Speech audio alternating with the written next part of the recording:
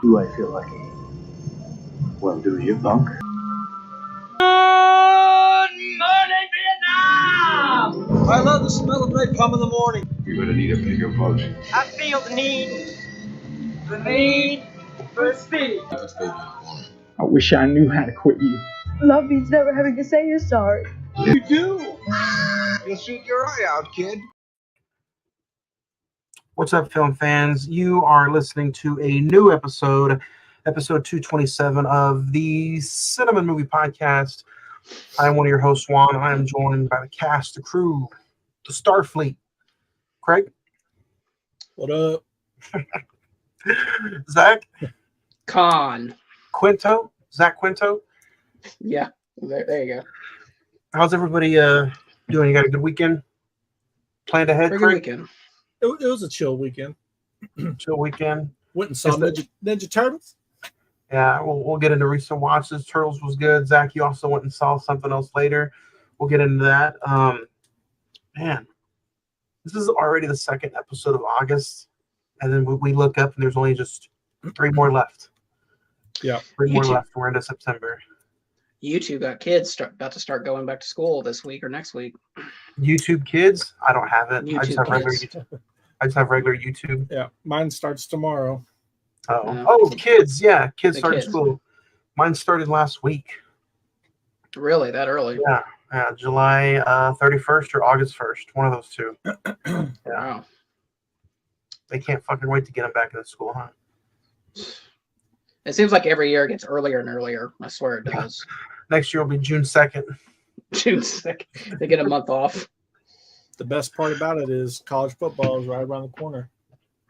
Yep. Yeah, and it's going to be different. Craig, I was just talking about it earlier. Like, I looked up and it's like all these teams are going to different conferences. In a few years, it'll probably be like the NFL, just one big conference on this end, one big conference on that end. That'll be it. They've talked about 2 major conferences for a while. So So does this? I think at the end of the day, this just hurts the smaller schools, doesn't it? it eliminates how they put it was the have and the have-nots. Because like Appalachian State wouldn't get a payday to play Michigan anymore. You know? Right, because there's going to be too many schools in your own conference, Yeah. and there's going to be it's going to get to where teams are just going to schedule whomever they want in the first couple games in a Power 3, Power 4 conference or whatever, and then you move on to the playoff. Because essentially a 3-loss team Can still get into the playoff. can still get in. Yeah. So, You just want to be the best prepared you can be.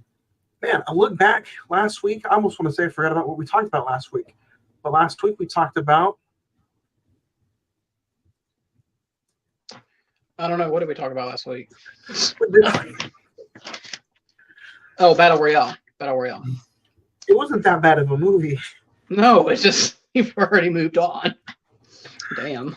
But if you guys want to go back and listen to that episode wherever you listen to podcasts at, you can. You can get all of our links on the social media, facebook.com/the Cine-Men Movie Podcast. The Instagram is all one word / the Cine-Men Movie Podcast. X is at Cinemen405. And then the email bag, email us at cinemen921@gmail.com. Formerly known as Twitter. X. Twitter X Twitter. That's so weird. It is. Well, I guess when you have $1 billion, you can do. I guess you can take a whole social media and do what you do with what you want with it. But Battle Royale was a fun conversation. It was a fun breakdown of the scenes and the kills. You can watch that movie pretty much on anywhere you stream movies for free. Vudu, Freeview, Crackle. I think it's on Crackle. But what we're talking about today, Star Trek Into Darkness, it's on Paramount Plus, right? Yes, and on Netflix. Really? Yeah, that's how I watched it. Weird. You don't own these, Zach? What's the matter with you? A lot of things, but Star Trek's not at the top of the list. Speaking of some things that you've watched and you haven't watched, let's talk about some recent watches. Anything you've recently checked out or want to recommend anybody? Yeah. just trying to get caught up on some of the movies. Went and saw Barbie. I'm sorry, $1 billion Barbie.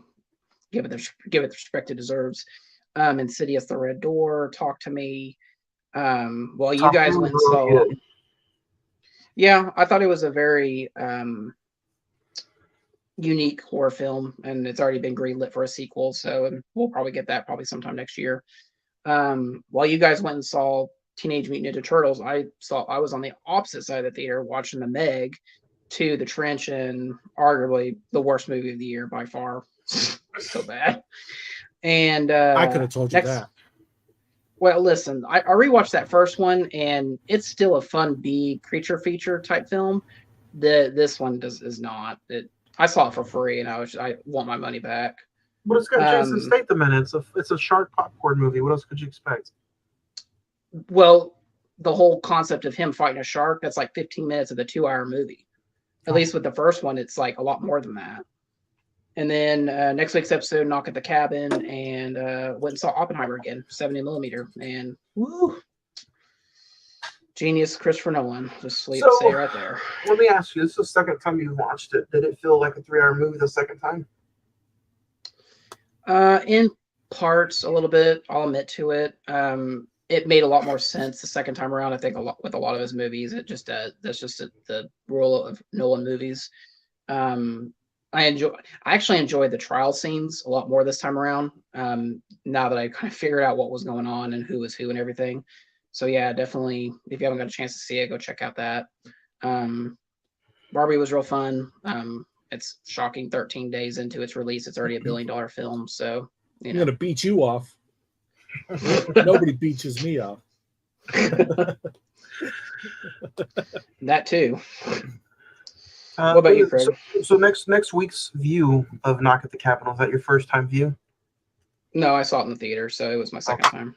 Okay. I watched it not too long ago. It'll be an interesting conversation. Yeah, it'll be interesting. As far as recent watches for me, Ninja Turtles. Heard good things about it. Yeah, it was. It made you want pizza. It was very Seth Rogen. Really. Seth Rogen. You could tell there was a lot of influence from his. I guess if you were to perceive what Seth Rogen would come up with for a Ninja Turtle film, the art style and everything makes a lot of sense. But it was good though. The story arc and the characters was like very 90-ish TV show. Yeah, it fell in line pretty well. Superfly came out like a badass. It was a good villain for an initial, I guess, rendition franchise, however they want to. Yeah, almost like a prequel to what everybody realizes and what everybody thinks of the Turtles movies are, or the TV show. Oh, was that a spoiler? No, like it kind of like sets you up for, the badder villains coming up in the next few movies. Yeah, I didn't like Master Splinter. I didn't like the voice character for it. The direction of that. You didn't like Jackie Chan? It did not sound like Jackie Chan. I'll tell you that. Jackie Chan was the rat. I'll tell you, it did not sound like that. Wow. It sounded like. I don't know. I'm not going to say what it sounded like, but it did not sound like Jackie Chan. That was one of the most things I was like super, super excited to go see it for, was Jackie Chan voicing Splinter. And maybe it was the way the rat looked, Master Splinter. I'm sorry, I don't want to offend people. It's the rat. Oh, that. Speaking of, that was funny. The little reference where they're like, "Oh man, you ratted me out." He's like, "We don't use that language here." Oh yeah, yeah. It was funny. It was a good watch. Adley loved it. She their first fight scene, she was like, "Wait, is this why they're called ninjas?" And I was like, "Yes, they're ninjas. They're sneaky and they fight." Is it better than the Is it better than the Michael Bay produced movies that came out with Megan Fox? Yes. Couldn't tell you. I never watched it. Yeah. All right. It made you want to go back and, like I said, revisit the this animated show and the 90s movies. So it's just like very throwback-ish. It did. It made me want to play the old NES Ninja Turtle games. But just for some reason, it was very. Even though I'm not a huge Ninja Turtles fan, I mean, I grew up. I watched it a little bit here and there, but it wasn't like, oh, I had the T-shirts and the figures or anything. Yeah. Like that. But it definitely made me nostalgic. want to. It was nostalgic, and it was a good vibe film. I'll rapid fire through mine. If you guys want to stop me, you can. I watched all 4 Lethal Weapon movies. Fantastic Mr. Fox for the first time. Pee-wee's Big Adventure. The new that was pretty good actually. The new Teenage Mutant Ninja Turtles movie. Beetlejuice, Texas Chainsaw, Sound of Metal for the first time, and Triangle of Sadness. Sound of Metal, wow. That's the first time I've ever seen that movie. It's a good movie. It's so good, yeah. Triangle of Sadness was weird. Have you seen it, Zach? No, I just know it was nominated for Best Picture. I was like, why is this nominated for Best Picture? And So I had to go out and get it. I had to go out and find it and watch it since it was nominated. And it's 3 hours long, but it's weird, but it's funny, and it almost feels like an A24 movie. Sound of Metal. I remember it fucked with me so bad with the sound design of the film because he's going to. I really thought like I was going deaf. That's how good it was. After I watched The Sound of Metal, I had to sit down and think about like how blessed I am to have all my senses, because this guy was just, in the matter of just the whole movie, went from having the time of his life to struggling to almost being homeless, and it was a phenomenal movie. I can't believe it took me that long to find it and watch it. Wreck-It Ralph and Star Trek Into Darkness for today's episode. Oh, and then the original TMNT and Blowout and Zombieland. Anything else? Zombieland. If I had to recommend anything, go Sound of Metal's on Amazon, right? It's an Amazon original film. Yeah. I need to watch that. It just looked good. It looked unique. It gave me not direct Whiplash vibes, but the whole like style of the way music is portrayed in the film. It gave me that. It hit me. It touched me so much that I was like, man, I'd like to sit down and have a conversation about this one day. Yeah, and I saw you picked up the Criterion too. I was like, whoa, all right. Yeah, it looks nice. Other than that, if I had to recommend anything, like go to a movie theater and check out, TMNT. It's a really good movie. Go to Amazon, check out Sound of Metal, and then Triangle of Sadness is on Hulu. If you don't want to physical media it up, go check it out on Hulu. So you didn't get the popcorn bucket? I did not. Did they have them available? AMC did, yeah. The one I went to, yeah. So I mean, they also had the Turtles like pins for charity. Yeah. I got all 4 of those. They suckered me in. I didn't know they were for charity, so I just grabbed all 4 of them and took them with me. I didn't know you had to pay for them. You're lying. No, I'm just messing with you. No, so I mean, it was just the whole thing. I mean, a drink and popcorn is like $15-$16 anyway, and I was like, you get the 10 and the cup and a little mask. I mean, she wore the mask through the movie, and I wanted the mask. I didn't know you could have got the mask. Man, that makes me want to go back.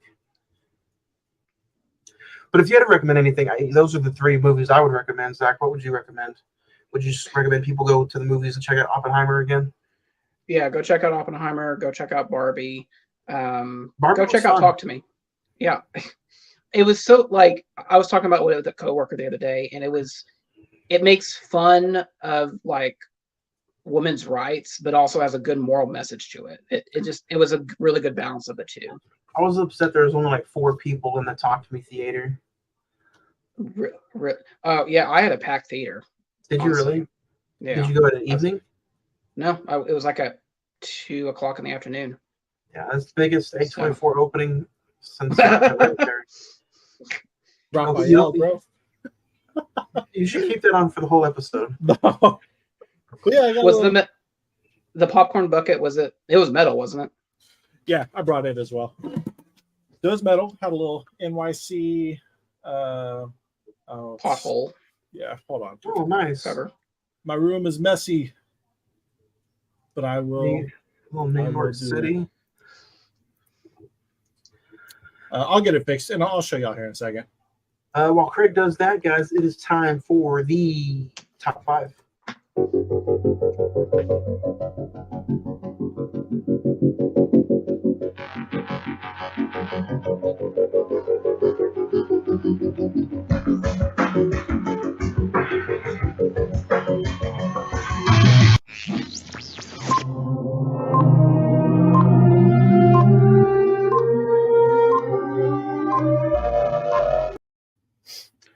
This was top 5. Oh, sorry, didn't mean to interrupt. Sorry. So the lid topper, little NYC kind of sewer cover, the manhole cover.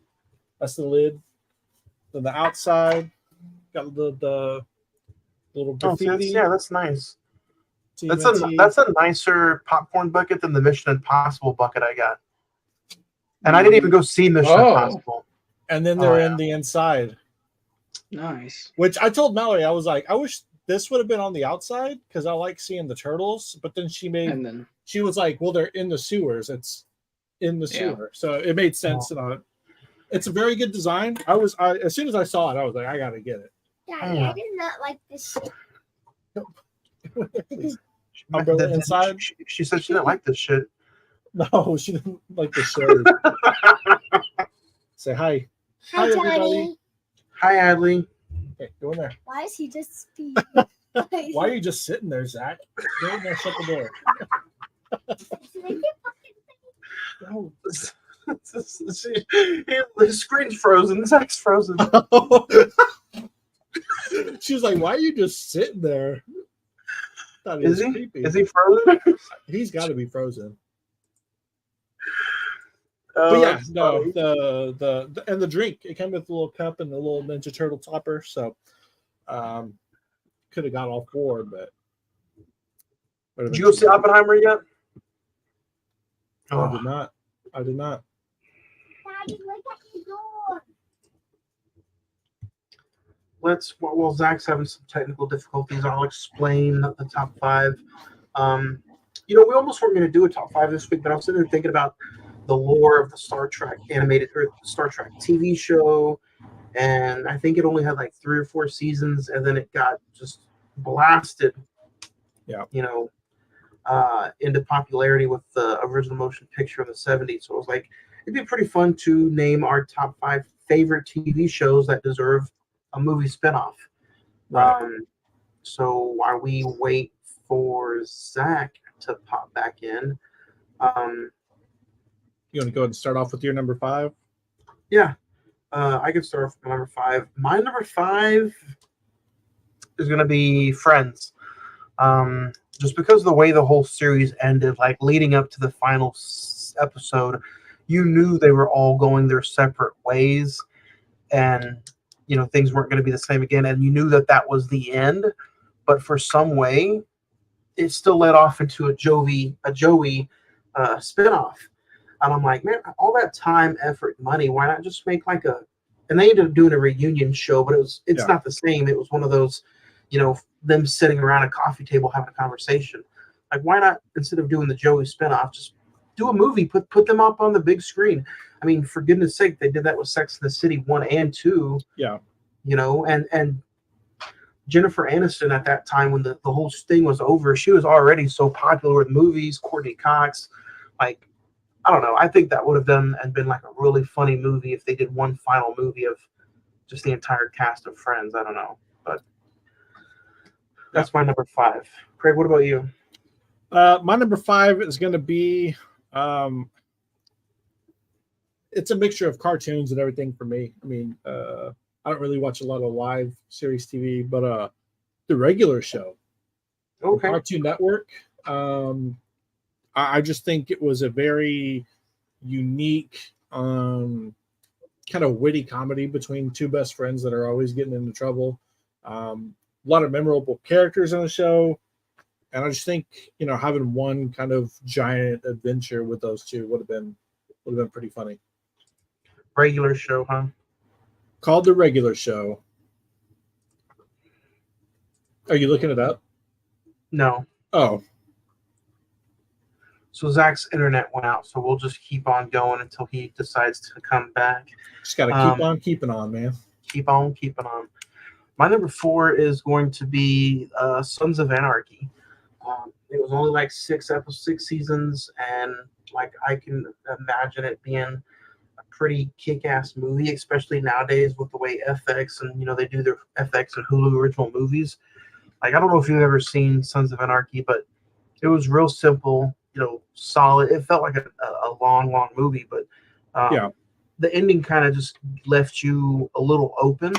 I'm like, man, it's again another, to me, series that would make a fun, kind of like an action-packed movie. So number 4 for me would be Sons of Anarchy. What about 4 for you?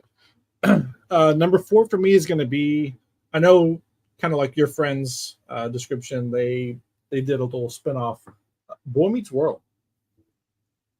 I think a Boy Meets World movie kind of a little sooner to the end of the actual TV series would have been fantastic. Back when they were all kind of in their prime and really fit the roles that they were in. And instead of, wasn't it Girl Meets World that they changed it to? Yeah. If they would have just kept it Boy Meets World, kept all the same cast, and just kind of made it a little bit bigger of a movie, I think that would have been fun. I'll talk with you about that because that's my number 3.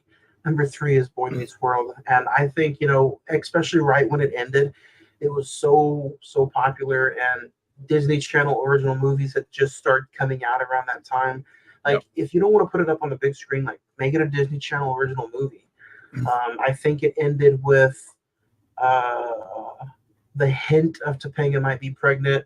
I know in the last season they had just got married. Eric had adopted or found out he had a son. So everything was becoming more family for everybody. You kind of got like you didn't get really like a true ending for Sean other than him meeting with his girlfriend. But yeah, that would be number 3 for me, would be Boy Meets World. What about 2 for you? Number 3 for me. 3. That was my 3. Number 3 for me is going to be The Twilight Zone. They came back and did the Key and Peele series on CBS. Yeah. CBS. Those were good. They were unique. They were, Key and Peele put his vision in them the same way he did with all of his stuff. But having a full hour and a half, 2-hour Twilight Zone movie would have been, which they might have already done it, but I think one with Jordan Peele would be pretty interesting. Allow him to just do one giant vision for a thought for a film. I know, yeah, those were some pretty good episodes. Especially, I think Jordan Peele only did like 2 seasons. Yeah, 2 seasons of like 7 or 8. Yeah, those were pretty good too. But now I guess they're on what? Are they on Paramount Plus? Probably. If it's CBS, it would be CBS. Number 2 for me, just because I didn't like the way it ended. Again, it's another sitcom, Fresh Prince of Bel-Air. It ended so hot, and it ended with Will Smith at his highest of popularity. I mean, they did a reboot series on Peacock. I guess it was okay. Never watched it. Never interested me. But I just, I think a Fresh Prince movie, to where it's a comedy movie, of course, but you add a few drama elements like the actual series actually did. Yeah, I think it would have been pretty funny, especially with all the cameos that he could have brought in. I don't know. Fresh Prince to me was just a TV show that just screamed one giant comedy movie, and I think it would have been. I think people would have went and saw it. I think if Will Smith put one together today, a Fresh Prince movie, people would go see it. Yeah, no, when you think about it, those, even though they might have not have originally aired on Nickelodeon, those shows that were on Nick at Night were just fantastic. I mean, even as a kid, you would think that you were sitting there and it's like, all I want to do is play video games or watch cartoons. It's like when Fresh Prince came on, when I know it's going to sound a little weird, but all of these were just great. Fresh Prince, the George Lopez show, Full House, like all of those were just Home Improvement. Extremely well done shows. And that's something that you don't get a lot of, if at all, anymore, is just, I'm not going to say wholesome, because I'm sure there was a lot of jokes that went over my head at the time and I just haven't gone back to see them. But they were, anyone could watch them and enjoy them. It's not like you had to be a science nerd for this portion of The Big Bang Theory or be any type of, like, it just fit every audience, and that's what those 90s sitcoms, 80s sitcoms did. It was fantastic. Family Matters, Full House, man. Yeah. They all had good messages in them. Like, you go back and look at some of the clips that people share, and it's like, why don't we have shows like this anymore? I don't know. But my number 2 is, again, it's cartoon. It was and is extremely popular. I still think there's a small audience who really gravitate toward it. Is this the Buzz Light series? Oh, no. I mean, technically, Lightyear's already had his movie, but that's true. Samurai Jack. I haven't heard that name in a long time. Samurai Jack. I can't tell you like the premise of it. It's been so long since I've seen it, but just the characters, the action in the movie or the show, the evil guy, Aku, I think is his name, is. I think that would have been a fantastic, if they were to, especially today with the way people draw anime and everything. I think that would be a fantastic film in today's day and age. Number 1 for me is going to be The Sopranos. They had the prequel TV show, or the movie that came out a few years ago. I think it came out on HBO Max as well. But yeah, I think The Sopranos was. But I mean, technically, that last season was more of a movie than anything. So technically, you kind of got your movie at the end. But number 1 for me would be Sopranos. So, Craig, before you reveal your number 1, Zach, do you want to just rapid fire and go through your 5? Yeah, I gotta find a new internet provider. Number 5 would be Dexter. Number 4, Stranger Things. Even though I know we still have one more season to go, I think still continuing, Zach. I know. Hannibal, the NBC show with Mads Mikkelsen, I thought was really, really good. It kind of ended on a bleh type feel, and it really benefit from a movie. Game of Thrones, even though I think there's a lot of good in the final season of Game of Thrones, it probably would have been better as a 3-hour movie or something. And then my number 1 would be Chuck, the NBC Zachary Levi show. Really, really fun show. And they've been talking about doing a movie it had a good series finale, but I just thought that it would benefit from a movie, and they've been talking about it for the last 10 years since it went off the air. So that'd be my number 1. Again, I'll go through my 5: Friends, Sons of Anarchy, Boy Meets World, Fresh Prince, Sopranos, and then Craig was just about to reveal his number 1. My top 5 was, what was my number 5? I completely forgot. It was regular show. The regular show from Cartoon Network. Zach, I don't know if you've ever seen it. Yeah. Regular show. Is that the one with the bird? Yeah, the bird and the raccoon. Yeah. So regular show, Boy Meets World, Samurai Jack, Mm. And then regular show, Samurai Jack. I'm missing one in there. Oh well. My number one, Johnny, I think I tried to put you on it. I don't know if you enjoyed it. Workaholics. Oh, Workaholics. Workaholics. I mean, it was pre/mid Adam Devine when he's really starting to hit off on Pitch Perfect. I mean, now he's doing comedy tours and kind of filling in on other stuff. Not really up to date with his acting, but I just saw him in something recently, actually. But He was in that Pitch Perfect spinoff. Yeah, bumpers, whatever. But just and I'm not I don't take drugs. I'm not a big drug guy. I don't smoke. I don't do any of that stuff. But the concept of what they did and all the troubles they went through, 3 guys working at some small time office in a cubicle, just the jokes were on par for me. Everything, the comedy is right down my alley. And I think the 3 of them worked really well together. So Workaholics is my number 1. It's funny you mentioned Samurai Jack. I feel like they've been trying to do like a live action version of that for like forever. Even if it wasn't a live action, if you put out a decent anime, Dragon Ball Z in the theater sells. Yeah, I'm sure.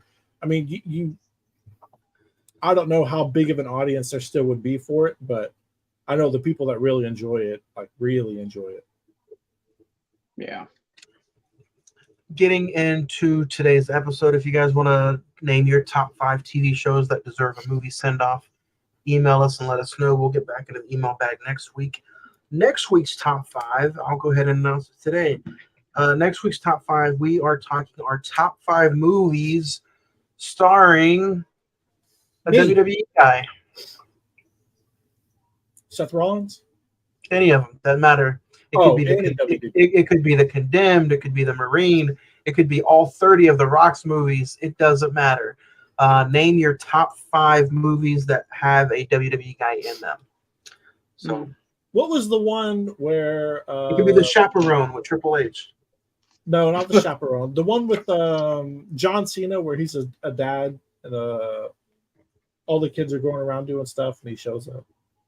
Oh, is it Playing with Fire? Is that one? No, is it Blockers? Oh, Blockers, yeah. Yeah. That one was like, I was like, there's no way I'm gonna like this movie. And it was actually funny. He does the chugging the beer up the asshole skit. Yes. Yeah. That's funny. Yep. I didn't know they just called it Blockers. I thought it was the whole thing. What do you mean? What whole thing? The chicken in front, so I figured. Oh, KFC Blockers? Yeah, KFC Blockers. KFC Blockers. Peacock Blockers? That one. That's today we're talking about Star Trek Into Darkness. IMDb has it at 7.7, Rotten Tomatoes at 84%, the Metascore is at 72%. The Google users like it at 77%. With a budget of $185 million, it grossed a little over $467 million at the box office, with a release date of May 16th, 2013. After the crew of the Enterprise find an unstoppable force of terror from within their own organization, Captain Kirk leads a manhunt to a war zone world to capture a one-man weapon of mass destruction. Starring Chris Pine, Zachary Quinto, Zoe Saldana, Benedict Cumberbatch, Leonard Nimoy, Carl Urban, Simon Pegg, John Chow, Anton Yelchin, Bruce Greenwood, Mr. Peter Weller, directed by JJ Abrams. So the last time we were on the Enterprise, guys, last month we talked the 2009 version of Star Trek. Me and Zach, we had a fun episode. Go back and check it out. This one, a little bit different. To me, this one is, I didn't check this one out in the theaters, but I did watch it as soon as it came out to own.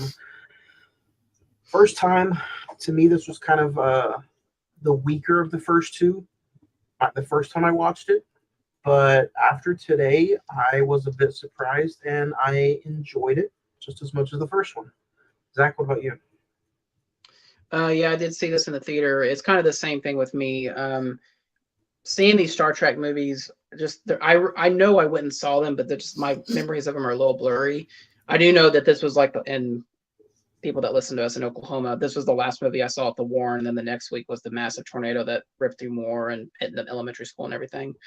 I remember liking it. I thought it was a slight improvement of the first movie. On this rewatch, though, I had an absolute blast with it. Like I I was just kind of shocked at how good it was and how much I enjoyed it. So, what about you, Craig? Yeah, I just remembered like when these started coming out, I was like, man, Star Trek's really got they got their formula down. Mm-hmm. After watching it, and this was kind of my entry into Benedict Cumberbatch. I just knew he was in this movie. I thought it was really stiff in the beginning of this one, but then the more the movie went on, I was like, okay, that's kind of just his character. And when he starts breaking down, talking about his crew and that's his family, and I was like, man, he delivered a performance, and I just really enjoy the score, the cast, the chemistry. I think the casts that they've got for these films was a home run. Top notch. Mm-hmm. Speaking of, what do you guys think? I mean, this was your first introduction to the character con. It's a kind of a touchy subject when you're talking to original Star Trek fans, because this was really their only famous big bad guy, unless you're looking at other Klingons. But like Khan in the original motion picture was like a scary type of villain. Did he pose a real big threat to you guys watching this movie? Yeah, and Craig, he's not even really the main villain either. That's true. But Craig, jumping off what you said about Benedict Cumberbatch, it's like I think all of us would probably agree that's the first time we've actually seen him probably in a film or noticed like who he is. But 10 years, this film's celebrating 10 years actually this year, and in retrospect, now that we know who Benedict Cumberbatch is and the type of movies and the characters he can play, he's perfect. Yeah, he's perfect as Khan. It makes perfect sense to cast him in as that character. Yeah, and they did it before he got there, and it could be a thing where this kind of molded him to be that way, or if he just really, he molded Khan to be him, and that's just what he came to be. But I just Red Planet opening. At the end of the first one, they kind of give you the hint of, these guys are about to go on some adventures. They're about to go on some stories. Yeah. So I really like how this one opens up with an adventure, just a little side mission of the Red Planet. Yeah. What do you guys think? It's a very memorable opening scene. It's one, it doesn't go by the wayside. When you think of the Star Trek movies, you're like, okay, it to me, it's like, oh, is this the one that starts on the Red Planet? It's just very eye-popping, memorable. The characters, the people that inhabit that planet. It's what you want in the opening scene. It's just very memorable. Yeah, and even the volcano sequence where like Spock's in the middle of it and they got to try to rescue him, and just the I'd say the visuals in this one are much more slicker, if that makes sense, than the first one. They look more polished and they look more they put more time into it, I guess I would say. The 2009 Star Trek looks really good, but this one feels more organic and more defined. There's more depth to it, I guess I would say. And I like how in this one they jump right to it, because if I'm not mistaken, I didn't get to rewatch the first one. If I'm not mistaken, that's when they learned how to beam from out of sight, right? From like a distance. Yes. Yeah. Because like before, you could only beam within sight, but now it's like you just had to be in a certain range. And I like how they come and use that immediately. Like, of course, you can't. There's no sight because of all the smoke from the volcano, and they know to utilize that right off the bat and put that in the film. And that's what I like about like JJ Abrams, just franchise in general of this story is just. He pays so much respect to the older stuff, the movies and the TV show, but he's not afraid to put his little touch on whether it's the story, the cast. And that's what I was going to bring up. I was going to talk about JJ Abrams for a second, because he's very much like a fixer of franchises. He first did it with Mission Impossible 3, Star Trek, and Star Wars. In my opinion, I felt like when he did 2009 Star Trek, that was very much like a paying respect to what came before and kind of like you said, putting his own spin on it and just paying homage to the original series. Just kind of building This a one- foundation while doing it. Yeah. Well, Into Darkness, I feel like this is what he did with Force Awakens, where we're just going to take this in a whole new direction and just create. I know Khan is from Wrath of Khan or whatever. It's been done before, Yeah. but this feels a lot more fresh and organic than I haven't seen Wrath of Khan, so I can't say. Johnny, you watched it. Is it? I've heard the complaints about this movie. Is I've heard like the second act of this film is essentially Wrath of Khan in reverse or 360 or whatever. Correct, but like I said a few weeks ago when we did the original episode, like Wrath of Khan, it might have been good like in its time. The rewatching of it today is completely bore fest to me, and it was like, I don't know, I mean, you got to respect it, but it's not going to be anybody's cup of tea 40 some odd years later. Especially with how dry the act. Craig, you mentioned it about Benedict Cumberbatch being dry at the beginning of the movie. Well, that's how Khan is in the original, just throughout the entire film. So, like I said, if you guys want to give Wrath of Khan a shot, it's on Paramount Plus. That's the only one I would recommend of watching from the original motion picture. That and The Voyage Home.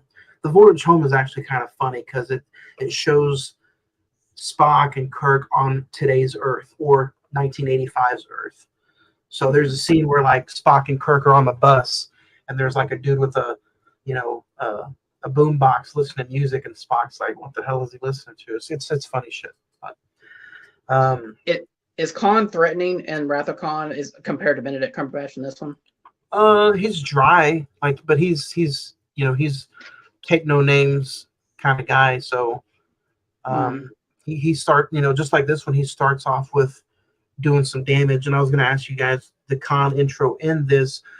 Of course, they call him something else for the first hour. It's Jonathan something, right? Jonathan Harrison. John Harrison. So, even going into this movie, the very first time the audience saw it, you heard rumblings, but you didn't know he was Khan. Right. I think even cast name, he was John. What did you guys think of the suicide mission?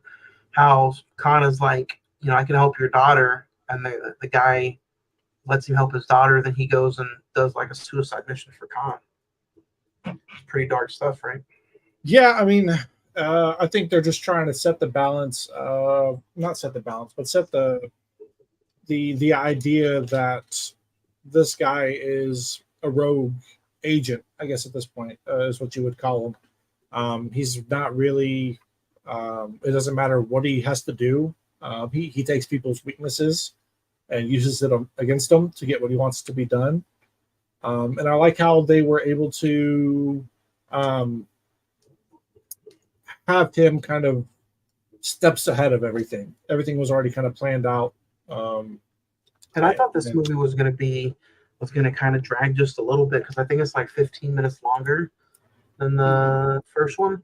Yeah. But like after you have the suicide mission, you get introduced to Marcus, played by Peter Weller, which is the original RoboCop. I don't know if you guys noticed that, but he was RoboCop back in the day. And then you have the headquarters attack, which that scene is tremendous. Pike's death. I think in order to take Khan serious, I think one of the main characters from the first movie had to die. But you can't, of course, do away with any of the crew members. Yeah, so I think picking Pike to die was a well-worthy expense. What do you guys think? I feel like it was appropriate. I feel like he was big enough to have an impact of it, especially since he was Kirk's captain and kind of mentor into getting him into the academy and everything. So there's that relationship. You didn't want the heartfelt, and everything, but it didn't take away from what the remaining story could produce. Yeah. And I thought that even the death sequence itself was actually very emotionally driven. The fact that kind of Spock kind of just cradles him for a little bit and kind of sees what he sees as he's dying. And then Kirk on the other side of the room kind of just figuring out what's going on as he's trying to take out John Harrison in the ship. it's a really well action set piece. And considering really there's not, I'd say there's not as much action in the first movie, but the more I think about it, it's more spread out Yeah. than the first movie. So I like how they have real life situations and thoughts and moments as far as Scotty wanting to quit, and he doesn't believe that the Enterprise should be like a military driven force. He was like, we're explorers, we're in this for science and exploration. I like that, but I didn't like how they used that for Simon Pegg. Kind of got a little less screen time than I wanted him to. Yeah, I agree. Simon Pegg is one of the joys as far as this franchise goes. Yeah, I mean, it kind of gave light to Anton Yelchin and his character, and was able to put him in a bit of a spotlight. And it took one of the quote unquote main characters. I do consider Simon to be one of the main in the film due to what he does on the ship. Kind of takes them out to where they can cause the issues for the ship and create a storyline. So, and I like how another character, a new character to this is Carol Marcus, played by Alice Eve, who's Admiral Marcus's daughter. Yep. She's the science person on the ship, and Spock's like, no. I like how he gets jealous real quick.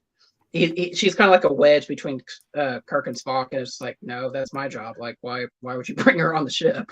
Yeah, And then they even place it real funny, like how she sits in between them. Yeah.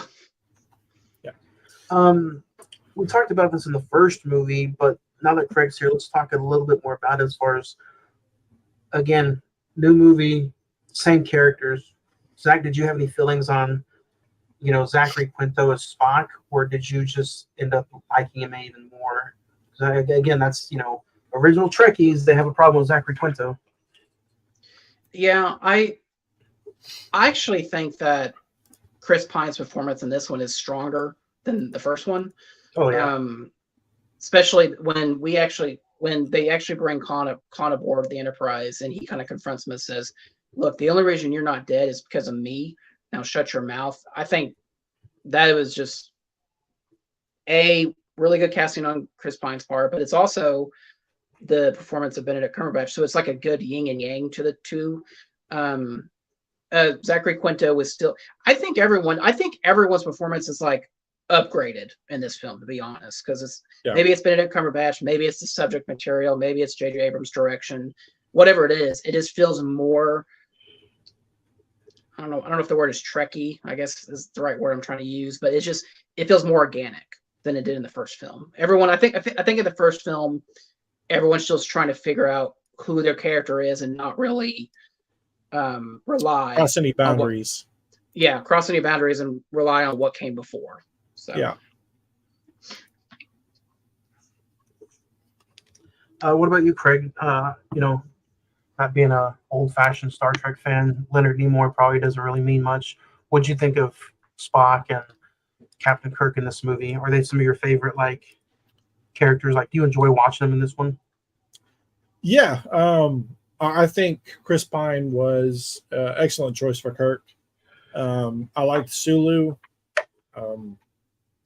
Zachary Quinto, I don't know if it's him as Spock or if it's the character Spock. There were parts that was like, but then overall, I think he was able to be very emotionless. And that's people think it's hard to be show emotion.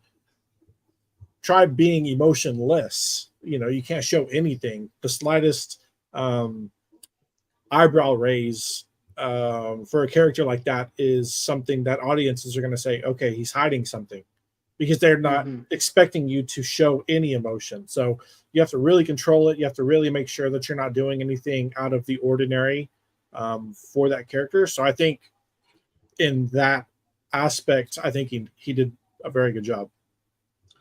So approaching the Klingons, you get the scene where Zoe Saldana shows up, and she speaks Klingon, and first off, the Klingons in this movie looked amazing. I don't know what you guys thought about it. Better than the previous. And then you get the easy surrender from Khan, but this is where you find out what he really is and who he really is. And Zach, you said the second part of this movie is pretty much Wrath of Khan in reverse, and that's what I have down on my notes. Is the roles are reversed from the Wrath of Khan. Yeah. So pretty much in the Wrath of Khan, Spock sacrifices himself in the radiation, and he dies to save the Enterprise and to capture Khan. But at this one, it's the opposite. You get the scene where Jim goes and sacrifices himself. Jim ends up dying, and that's where you get the famous Spock. Spock yells Khan. Who does it better though? Do you prefer the original William Shatner's Khan scream, or Zachary Quinto? I mean, I haven't really seen William Shatner do it, so I'm gonna go with Quinto on this one. So you have homework, Zach. Yeah. Yeah, Zach, that's what you're doing tonight when you get off this podcast. I don't know, dude. I don't know if I can sit through that. You got to watch at least the first 30 minutes and tell me what it is. It couldn't be worse than watching the old Dune. Yeah, that's true. That's true. But yeah, the roles reversed. Jim dies. What do you think of that ending shipwreck scene though, where the ship crashes down in future San Francisco? Yeah. It's funny that you say that because yeah, it's funny that you say that. That was the year of Man of Steel, and it was like all the destruction porn, like in every movie. But like you said, it still looks good to this day. It looks very, if a giant Starfleet ship was going to crash into San Francisco, that's as close as we're going to get to that.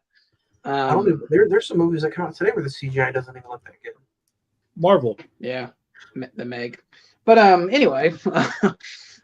I really like, the funny thing is like, I remember seeing this in a theater, and when John Harrison when Benedict Cumberbatch says, "I am Khan," I felt like, I guess because I'm not a Trek fan, I was missing like the awesomeness of like that reveal.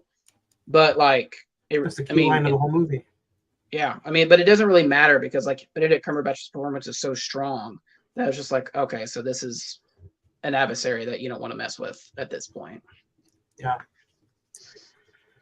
I thought the Spock chase scene where he's chasing Khan once he gets beamed down to Earth was a fantastic chase scene.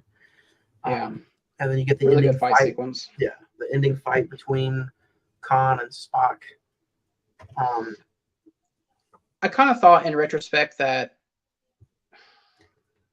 it's a good it tugs at the not tugs at the strings. It's a good string to wrap everything up of Khan saving the girl because his blood has healing powers at the beginning. I didn't really put two and two together, so just like, oh, so that's how they saved Kirk at the end of the film, and that's how And the crazy thing is like I feel like they essentially don't kill Khan, and they like hyper freeze him with all his other torpedo family members. They do the whole thing like how in Superman, that's how they trap Zod, General Zod. Yeah. In the original Superman. And I feel like if there's ever going to be a fourth one, which we'll talk about that when we get to Beyond, they could bring Khan back if they wanted to. It's just kind of like we'll keep him on the side in case we ever need him again. Which I'm surprised. I know you said we'll talk about it on Beyond, but you look at it, 2009, 2013, 2016, and it's just like all these made so much money. Why was there not another movie just a few years later? I know what the big thing was, that they were going to try and bring Chris Hemsworth back in the fourth one as Kirk's dad. I know that was like the big thing going into it. I mean, could it have been that by the time this one Beyond came out, JJ was thought to be pretty deep in Star Wars, and he didn't want to. Well, JJ didn't even direct Beyond. No. So who did Beyond? Justin Lin, who did like the Fast and Furious. Yeah, That's 4 through why. 6. Yeah. But still, beyond made $343 million. I mean, it still was successful. You don't need Starfleet when you got family. Yeah. But That no, came out yeah, just yesterday, joking. Zach. Did you go pick it up yet? No, I'm good. I saw it in the theater. Oh. I'm good. I'll watch it this week and I'll talk to you about it next week. I mean, Craig, I know you weren't on the first Star Trek. Not seeing the first one, did you enjoy this one a little bit more or a little bit less if you had watched the original, the 2009 one again? For me, when I watched this one was always '09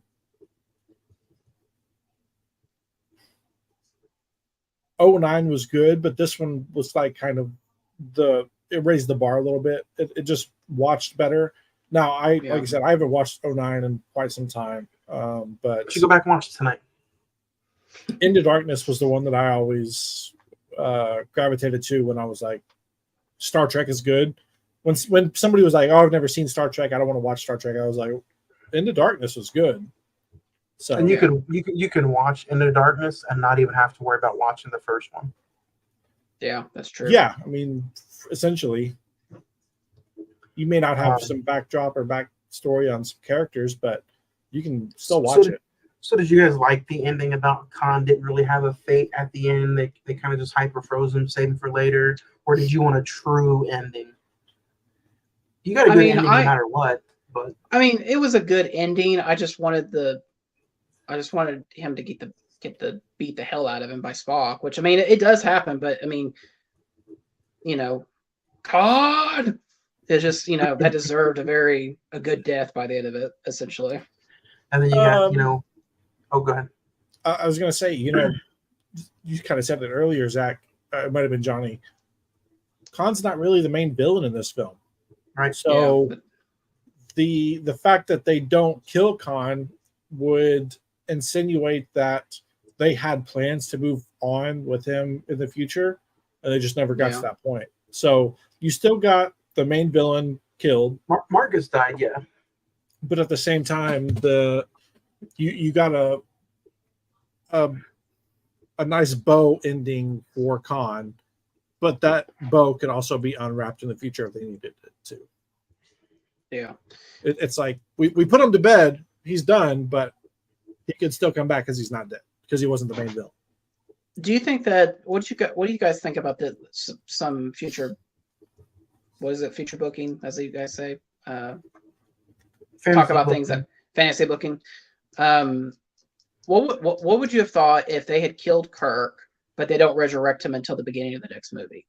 They just leave him dead and just kind of leave it open ended a little bit. So if we're going back on what they did in Wrath of Khan, that's what they did with Spock in Wrath of Khan. Spock died. They put him in the casket, sent him off to like a desert planet, and you see the casket. You see the casket kind of move, and then the movie's over. So that's what they did in Wrath of Khan, and then Star Trek 3 was the search for Spock. Because it really is a continuation of that one, essentially. Correct. Yeah. So that's what they did in the first 3. So I thought that we were going to do that here, but technically with Jim, he's technically human. Spock's got that half and half. So I don't know, if it really would have worked, or they could have had Khan resurrect him, and they're like, oh dang, he's still dead. He didn't come back alive, and then they ship him off in the casket, and then you see the casket lid move. Maybe, I don't know. Yeah. But I like the ending. I like how he didn't completely follow Wrath of Khan. Right. Well, in the ending, and the funny thing is, the ending, I thought they actually go on their 5-year exploratory mission. I really thought that they did that at the end of the first one. I was like, okay, so this is the start of their 5-year journey, but no, we're gonna wait till which makes sense, honestly. If you really think about it, this is still like a relatively new Enterprise crew with these characters, and so for them to have like 2 universe altering or shattering missions. It makes sense. And then they do their 5-year crew, 5-year mission, which leads into Beyond. So I remember Beyond not being as strong as Into Darkness and the first Star Trek, but we'll see. We'll see how that turns out. Zach, Craig, we can start with you. Do you have any favorite scenes? I like the scene when they're jumping from ship to ship, and they're kind of going through all the, they have the debris. The debris, but their suits have like the compression to be able to maneuver through everything, and then their visor kind of almost Tony Starkish with the course. I thought that was a really cool scene, fun scene. When they get the ship to stabilize, and then Khan's ship is kind of coming down after them. That whole sequence, I guess from that point on, was really just a great kind of 20-30 minute span. So those, and then I like the opening scene. I would probably have to say the headquarters attack was pretty fun, and the chasing leading into the final battle. What about you, Zach? Acting wise, I would say the when Kirk confronts Khan about you need to be grateful that you're not dead, because this is technically I could end you right now. Great acting between Cumberbatch and Pine. The warp scene collision where the Enterprise is going warp speed and the Vengeance like knocks it out of the warp thing. Yeah, I thought was really well. I thought that was a really cool scene, which leads into the space jump. I thought was really good, and then the final battle between Spock and Khan and the foot chase, I thought was really well done. The action in this was really top notch and very tense, which I appreciated. So yeah, and of course it had that JJ Abrams style that we all know and love. Lens flares every 15 seconds. Lens flares, zooms out from the, it's either zooms in really quick or zooms out. You see everything. Yeah. But he definitely has his own way of putting stuff on screen, and you can definitely tell when it is him.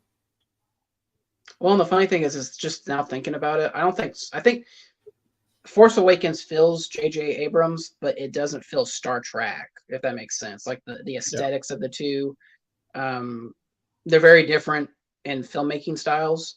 I do appreciate that there wasn't as many lens flares in this movie as in this one as the first one. So yeah, and to be able to kind of go off from Star Trek, then go into Star Wars around 2015, it's pretty good. So star rating, Zach, we'll go with you first.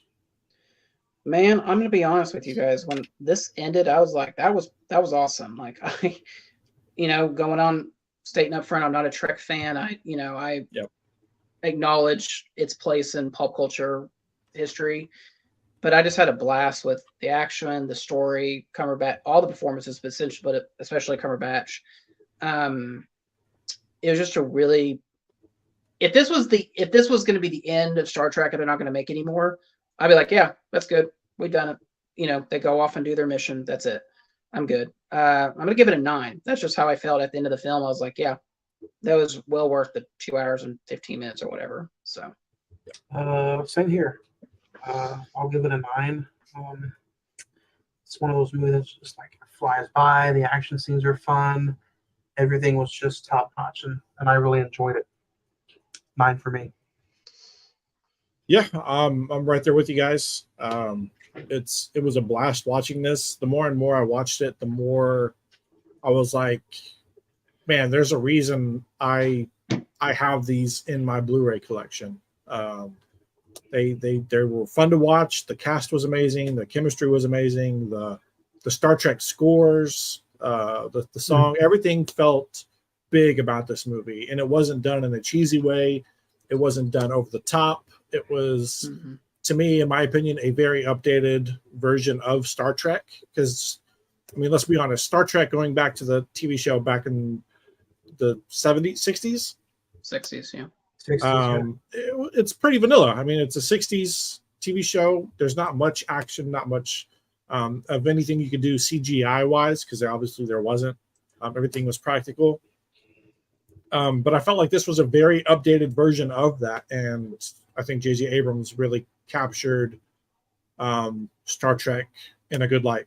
So 9 for me. Yeah.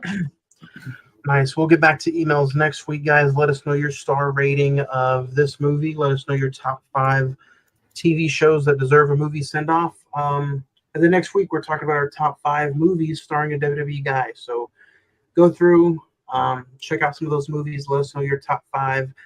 But, guys, we can let everybody know what we're going to do next week. M. Night Shyamalan has a new movie that came out this year, and it was Knock at the Cabin. And we will do that next week, August the 16th. And then August the 23rd, right after that, we'll do 28 Days Later. August the 30th, Zach, finally, Public Enemies. Finally. Yeah. I've been asking for this since 2018. Watch your internet go out and you can't be a part of this episode. Don't. And then after all this time, I don't even get to talk about it. September 6th, No Hard Feelings. September 13th, Batman Mask of the Phantasm, 30th anniversary. Wow. September 20th, School of Rock. September 27th, we go back onto the Enterprise and talk Star Trek Beyond.